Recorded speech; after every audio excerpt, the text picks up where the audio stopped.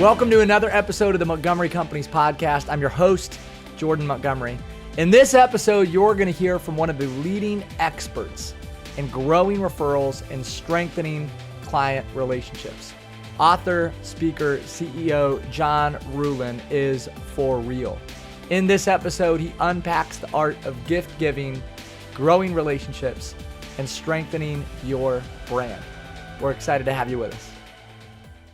Hey, today our guests are in for a treat on the Montgomery Companies Podcast. We have author, speaker, and founder of the Ruhlin Group, John Ruhlin.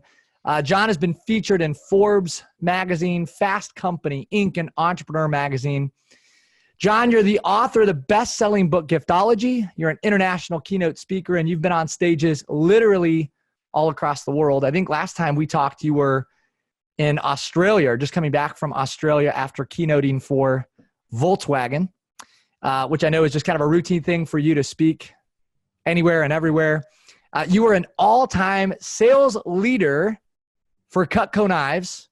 And just to put this into perspective for our listeners, Cutco is a 75-year-old company and has had over 1 million distributors. And check this out. To make this more impressive, John Ruhlin broke their sales record when you were in your early 20s. Like, I think you just came out of college, right? Or still in college when you started. Yeah. And so, man, you're such an accomplished guy. We've studied you like crazy, not because I believe in your work, but because I think you're just a great person and somebody that other people should want to follow, not just as a businessman, but as a father, as a husband, and as a leader of leaders. Most importantly, you're strong in your faith. You're a husband and a girl dad, 4 young daughters, and you just had a baby, right? So your youngest is like fresh on the scene. Yeah, 5-6 months. 5-6 months. And so, man, we're just so honored to have you. So John Ruhlin, welcome to the show. Thanks for spending time with us today. Yeah, man. Well, thanks for having me. And one of my daughters actually is with me in the studio here. She's the oldest. Reagan is right there. I try to take my girls to work as often as possible, and with not traveling right now, I like to expose them to what dad does for a living, not just at home, but out in the world. So yeah, I'm proud dad of 4 little girls. So that is the best leadership job you'll ever do right there. Amen. That's legacy there. So I'm studying for this episode. You know, we put time into preparing for these shows and these episodes, and I'm listening to you a couple days ago. You were on the Lewis Howes School of Greatness podcast several years ago. Yeah. And you shared a little bit about your journey. And I started thinking about, you know, the early days for John Ruhlin.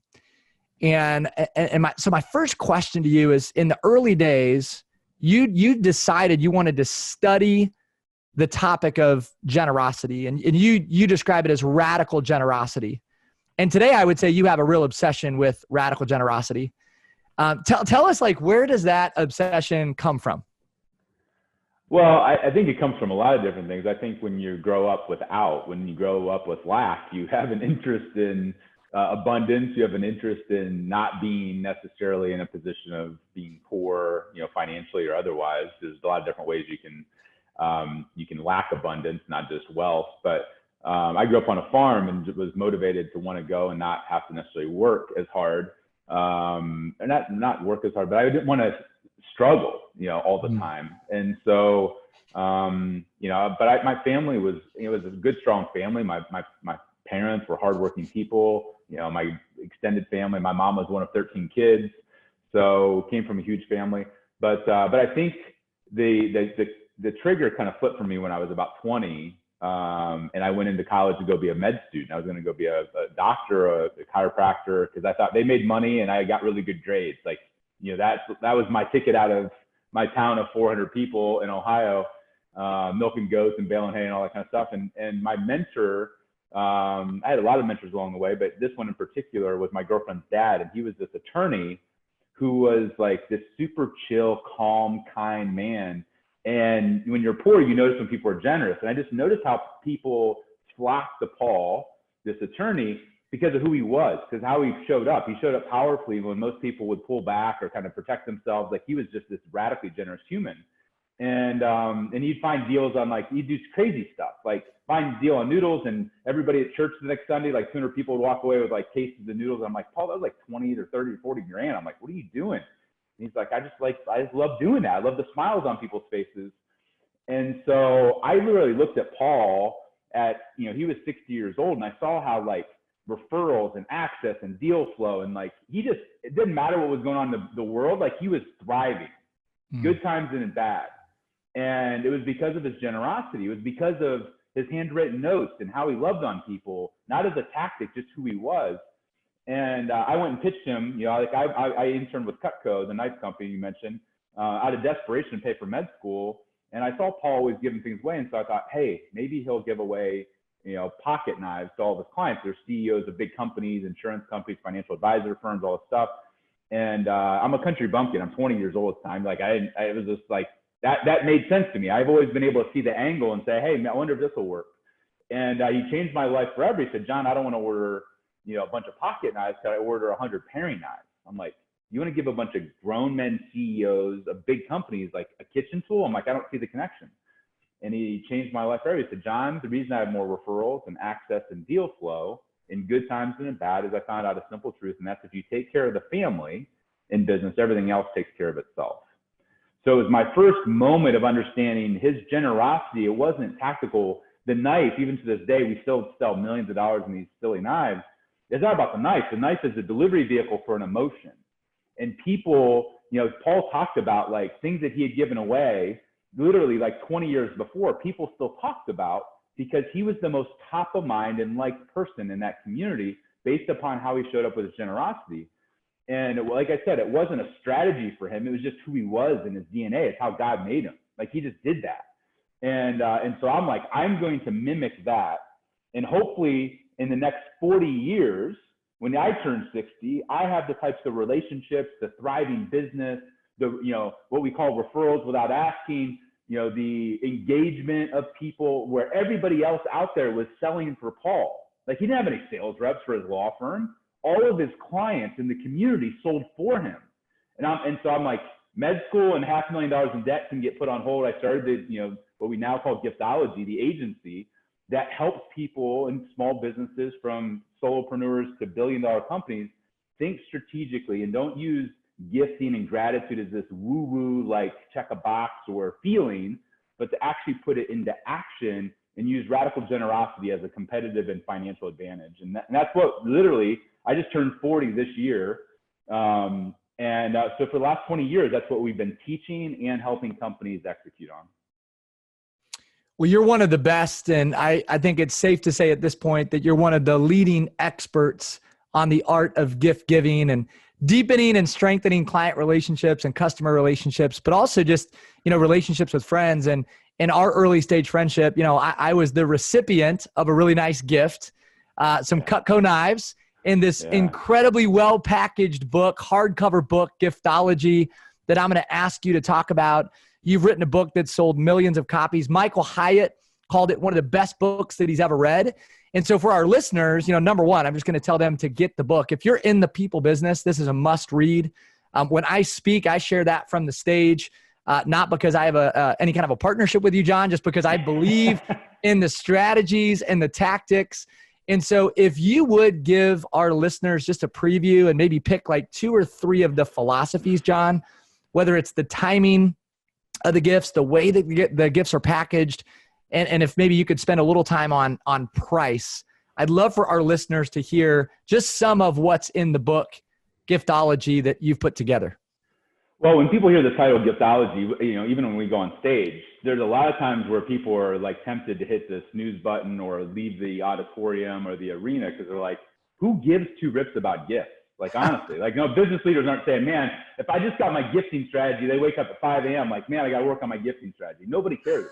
But if you look at most businesses, I don't care if you're a solopreneur, manufacturer, financial advisor, like everybody, would say their business rises and falls based upon relationships with employees, clients, partners, investors, mentors, bankers, lawyers. Like it's all people. And most people have an operations plan, financial plan, maybe a diet, lifestyle, exercise, But if you ask people, what's their relationship plan? They're like a deer in headlights. I don't care if it's Google. I don't care if it's a financial advisor. They're like, well, I have a marketing plan. I'm not talking about marketing plan. I'm talking about a relationship plan. And they're like, well, we kind of have one. I'm like, no, there's no kinda. Like, either you have a plan on how you're going to show up and show value to your most important relationship, or somebody else is going to, and they're going to take your employee, they're going to take your client. And most people's relationship building thing, whether it's for their wife, husband, kids, it's very reactionary. It's very much obligatory. They show up for people when it's expected. Hey, it's our anniversary, honey. We've been married for 20 years. We're finally going to go on that cruise. Versus saying, hey, I want to show up for people at what I call planned randomness. So the core of Giftology has nothing to do with gifts.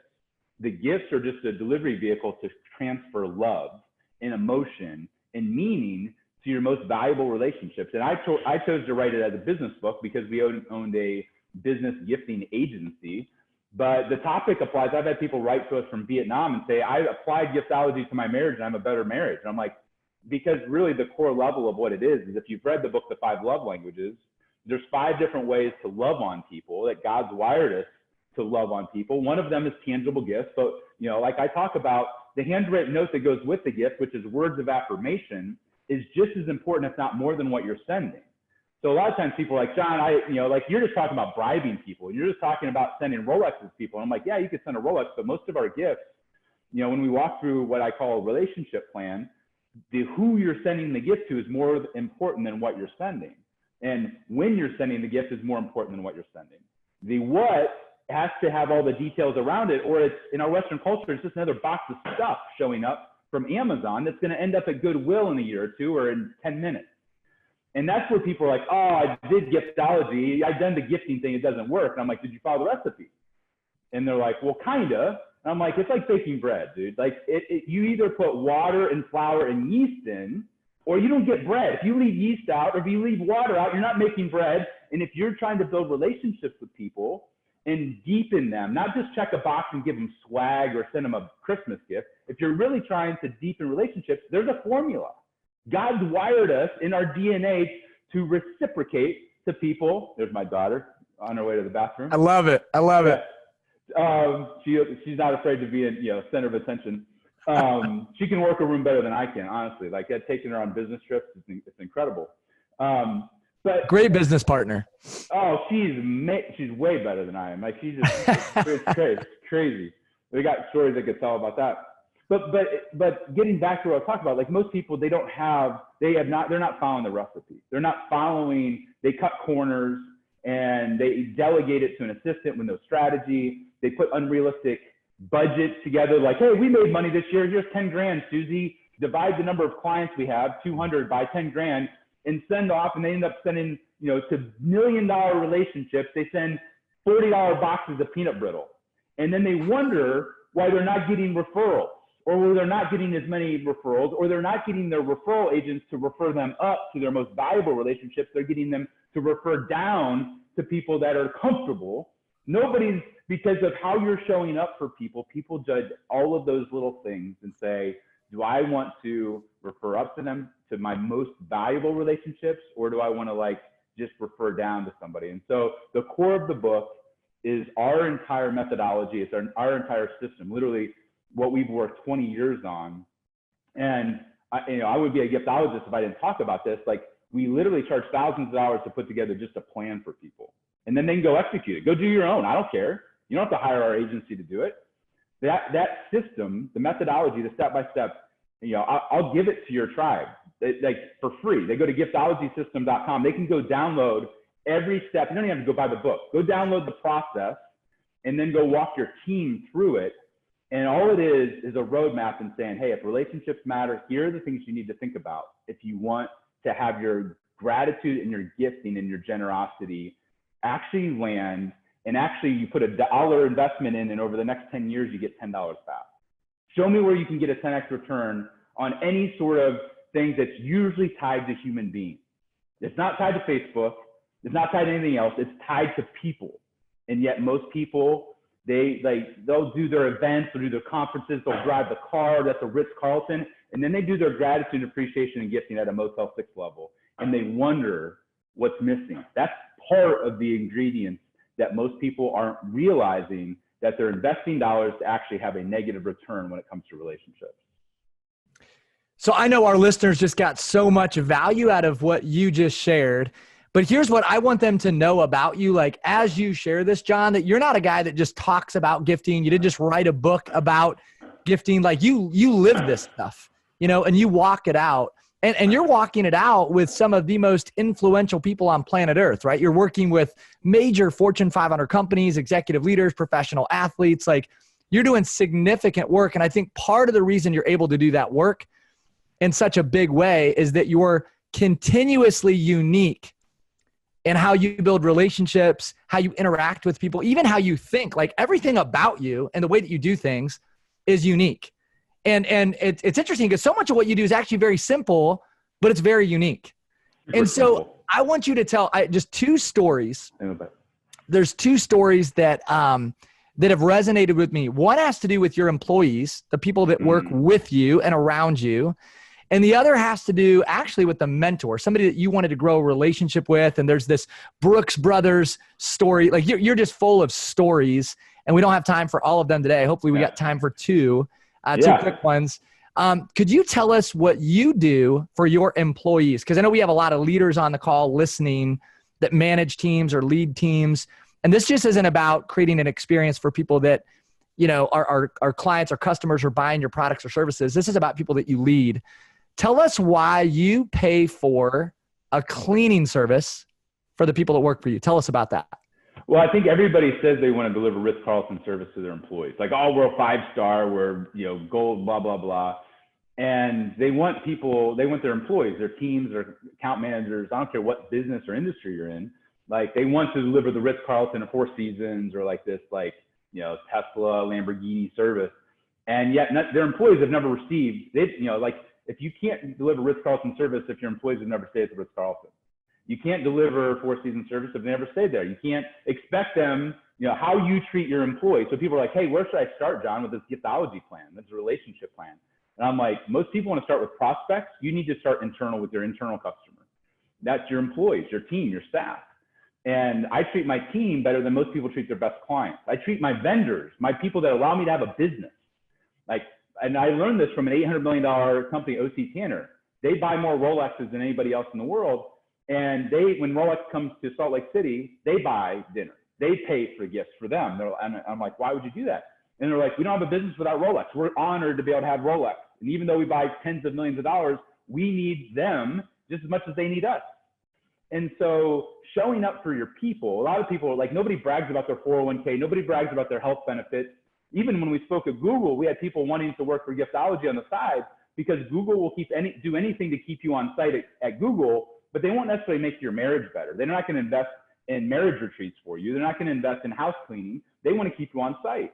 And so our belief is that, you'll go hire another team member or two and pay them 50 grand or 100 grand and not think anything of it. And I'm like, what if you took that $100,000 for that extra person you want to hire and you invested in the team that you currently have and started to do things that make their life easier? Like, most people, when both people are working, we have a lot of stay-at-home, college-educated moms that work remotely. We've been remote for 12 years. And it's difficult when you have kids and a husband or, spouse or whatever else, to do all that. And so we invest $2,500 a person per year. People are like, man, how do you afford that? And I'm like, you'll hire somebody and give them a salary range of 45 to 55 grand when you hire them. And you don't give two rips about that $10,000 swing in their pay. You'll gladly, to get a top performer, you'll pay 10 grand more. But once you have them as an employee, you're all of a sudden like, oh, we spent $50 on a Cutter and Buck jacket. That was our gift to our employees. Are you kidding me? Like, you have to show up for people. So that $2,500 that we invest in all of our employees gives us like $50,000 in value. Like, if you want to know if your employees are actually what I call actively loyal, which most people have passively loyal clients and passively loyal employees. They're collecting a paycheck. They're sticking around. That's loyalty, right? I'm like, no, that's not loyalty. Loyalty is when your clients and your employees are willing to go sell and advocate for you. So when there's an open position at Giftology, it never gets out into the public. Our employees have already told their family and friends about these crazy perks that we offer and how we show up for people. And they're waiting for an opening to come up so they can come work for us. we don't have to hire a recruiting firm. Our employees go recruit their family and friends. And so the core of what we do is, hey, if you want to, I can't go treat my clients like the Ritz and treat my employees like the Motel 6. That'll piss them off. It'll create bitterness. It's not incongruent. It's not congruent. So the core of what we do with that, we pay for unlimited babysitter, for date nights for our employees, like things that actually make their life tangibly better. Now, can you measure that? Like, what does that investment get? I know because I can tell how my employees show up. And I think anybody else can tell if they have engaged employees or not engaged employees. And they wonder why they don't. It's like, it's not just cash. Cash is, people leave companies either disengaged mentally or actually physically leave the company. It's like pay is like 4 or 5. It's usually appreciation, respect, opportunity for growth. Those are the things. They leave because their manager is an a-hole. They don't leave because of pay. They'll justify and say, hey, I'm leaving for more money. But oftentimes it's the emotional things that cause people to disengage, whether as a client or as an employee. And so that's the core of what we're teaching. I love that. And, again, you've got this story, John. I mean, I think, one of your most compelling stories is what you do for the people that work with you. To me, this is, if it's not the most compelling story that you tell, it's one of the most compelling stories that you tell. In your journey, you had an experience with somebody that you wanted to grow close to. You did some research and you created a really unique experience. It cost you $7,000 to create this experience. There was nothing promised in return. I want you to talk about how taking a chance, spending $7,000 led to a lifetime of opportunity. Can you unpack that for us? Yeah, what's funny is I've only recently shared is that if you add it all in, it's probably 20 grand over time, over a decade on this one experience. It started out with $7 grand. And it was because I met somebody that was, I wanted them not just as a client, I wanted them as a referral partner, a mentor, an advisor. I knew I couldn't afford their $20,000 a month coaching. And it was Cameron Harrell, who has grown multiple companies personally as COO, 1-800-GOT-JUNK being one of them, over 100 million. He grew them from 2 million to 127 million. They got on Oprah back in the day. And when he spoke, I was like, I need him in my corner. And I like most people, they follow the same freaking playbook in every industry. It's like, hey, take them out to dinner, ball game, round of golf, drinks, cigars, wine, and none of that's wrong. Yeah, but it's table stakes. Like nobody like brags that you took them out to a Morton's dinner, even though it cost you $1,000. Nobody like, oh my gosh, you took me to your country club and went for a $300 round of golf. It's appreciated, but it's forgotten about in about 30 minutes because you're on to the next thing. Yes. And so almost every business leader does the same things and they wonder why they're not getting referrals. And it's like, you're taking somebody to a game and that person probably has better seats than you do. You're taking them to a round of golf and they're they've already played Pebble Beach. And so like everybody says they're unique and different. Financial services is one of the worst. There's 475,000 financial advisors that all say the same things and entertain the same way across the board. But every industry is pretty much the same. And so when I invited Cameron, when he was coming to town to speak to my CEO group locally in Cleveland at the time, I invited him to dinner and a ball game, LeBron opening night, blah, blah, blah. And he was like the most underwhelming response ever. And so I'm like, I got to do something unique, different to stand out. He's going to meet 100,000 people this year. And so I found out he loved Brooks Brothers because he's from Canada. And long story short is I found out what a shirt size and everything was. And I went to Brooks Brothers and bought one of everything in a new fall collection, all the jacket, suits, belts, pants, everything. It was $7 grand. And we outfitted his hotel room at the Ritz, like a Brooks Brothers store.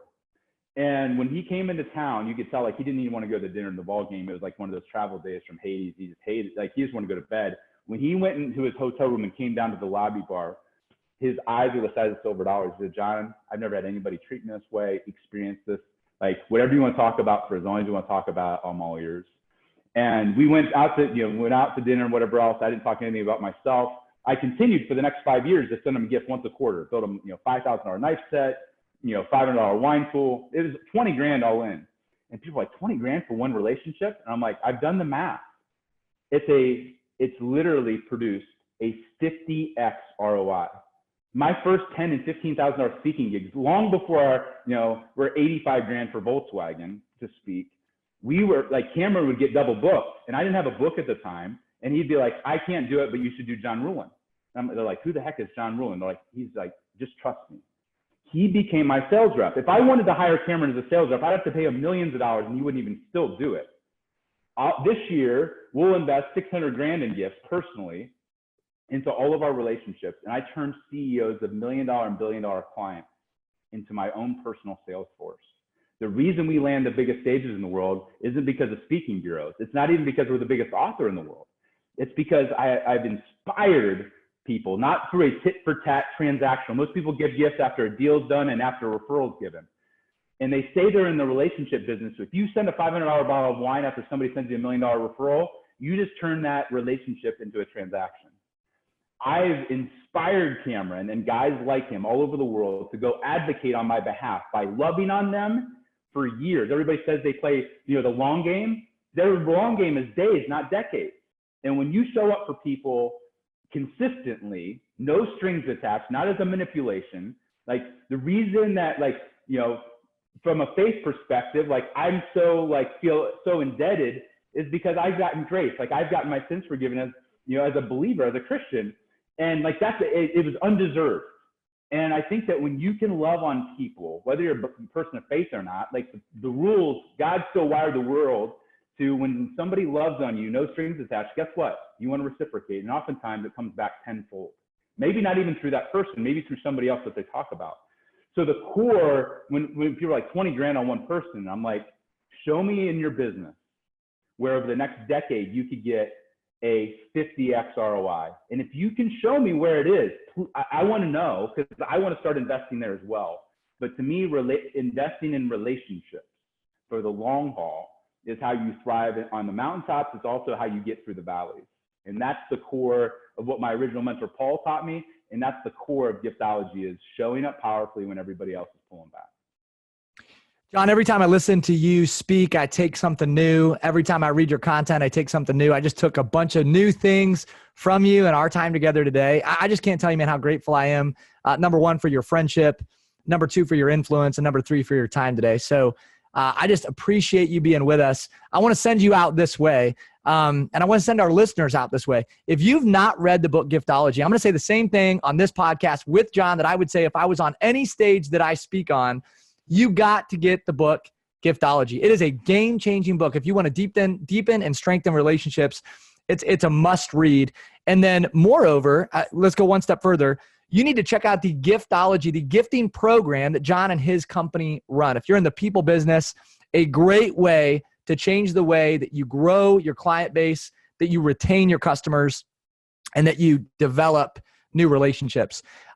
John, you want to equip 1 million leaders to become more radically generous. I think that number is growing every day. Can you just tell us 30 seconds or less, what's next for John Ruhlin?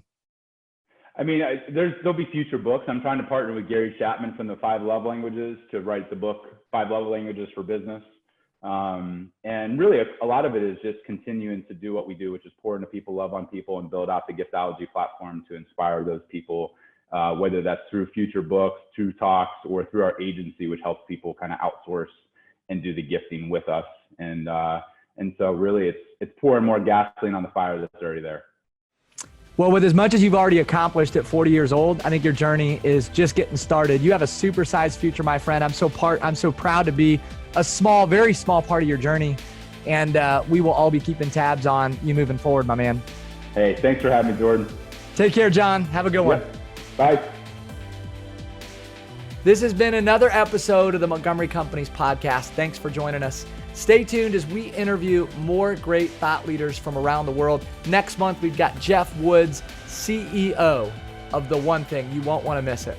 Go ahead and follow our channel on YouTube, subscribe. We'd also love it if you download Spotify or iTunes to stay current and connected with our message. Keep winning.